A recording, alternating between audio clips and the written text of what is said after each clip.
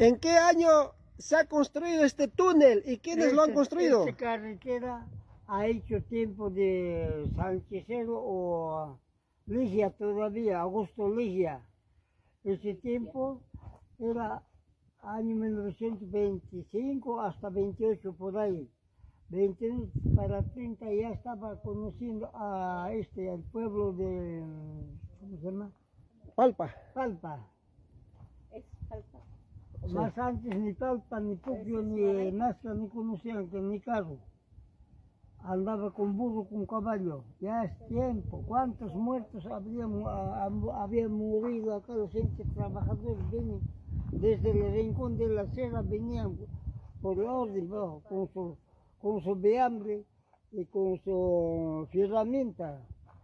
De Sibe también ha venido a trabajar. Paico, Paucaray, Atiwara, Matara, toda parte venían, como el gobierno se obliga, todos trabajaban acá. Y algunos muertos en la Puna, en la altura.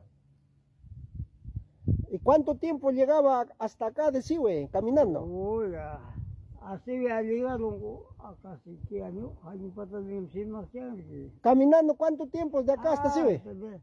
De Sibe, de Paico, Chalco, Chilcayo, Soras, Larcay, acá llegaron de 2 meses por la heradora, trayendo su viande él mismo, con su quepe, algunos vienen con su caballo, con su burrito, con su herramienta, todo, no le daban.